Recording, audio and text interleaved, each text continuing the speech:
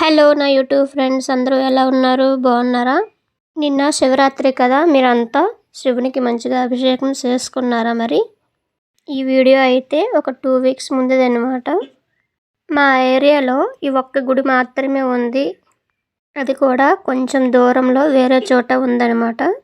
మేముండే ఏరియా చాలా పెద్దదన్నమాట. కానీ ఆ ఏరియాలో ఎక్కడ కూడా అసలు గుడి కట్టలేదు. మేముండే ఏరియాలో సుమారుగా 2000 మంది ఉంటారనమాట, ఫ్యామిలీ మెంబర్స్.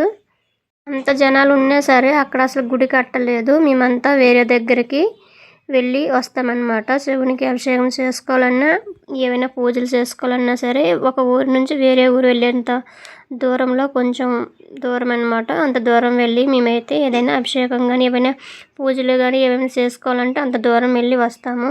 ఈరోజైతే మందిర్లో ఎవరూ లేరు, ప్రశాంతంగా ఉంది. ఎవరూ లేకపోవడం వల్ల శివునికి బాగా అభిషేకం చేసేసాను. ప్లస్ పాయింట్ ఏంటంటే మన సైడ్ లాగా ఇక్కడ పూజారులు జంగబైలు ఏమీ ఉండరు, అసలు ఎవరు ఉండరు అనమాట. వాళ్ళు పొద్దున్న 5:30 కల్లా పూజ చేసి వెళ్ళిపోతారు. తర్వాత ఎవరు వచ్చినా సరే వాళ్ళు ఓన్గా చేసుకోవాల్సిందే. లేట్ అయితే పూజారి వెళ్ళిపోతారు ఏమో అని టెన్షన్ కూడా ఉండదన్నమాట. ప్రశాంతంగా మనం చేసుకోవాలి. ఈ శివరాత్రులు ఇలాంటి కొన్ని సందర్భాల్లో అయితే ఫుల్గా ఉంటారనమాట. అసలు ఖాళీ లేకుండా ఉంటారు. ఇలాంటి ఒట్టి రోజుల్లో అయితే ఎవరు ఉండరు.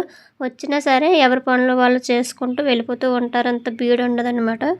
చింది రాంది మంత్రాలు చదువుకుంటూ ఇలా పూజ చేసుకోవాల్సిందే. నాకైతే ఏ మంత్రాలు రావు, ఓం నమ శివాయ తప్పితే ఇవే పలికిస్తూ ఉంటాను పూజ చేసినంత వరకు. ఇక్కడ కొబ్బరికాయ కూడా మనమే కట్టుకోవాలి. ఇలాగే ఉంటుంది అనమాట. ఇటు సైడ్ అయితే కొబ్బరికాయ ఏం కొట్టనివ్వరు. కొబ్బరికాయ తెచ్చామంటే ఇంకా అక్కడ పెట్టేసేవలసిందే. కానీ మనం ఏంటంటే కొంచెం కొబ్బరికాయ కొట్టి ఇంకా మంచిగా కొబ్బరి నీళ్ళతో శివునికి అభిషేకం చేసుకుంటే మనకు కొంచెం సాటిస్ఫాక్షన్ కదా, అందుకని ఇలా చేస్తూ ఉంటాము. అలాగే గోత్రనామాలు ఇవన్నీ పలికేసుకుంటూ ఉంటాము. తెలిసిన వాళ్ళకి తెలిసినంత. ఇది అయితే తప్పు కాదు కదా మరి.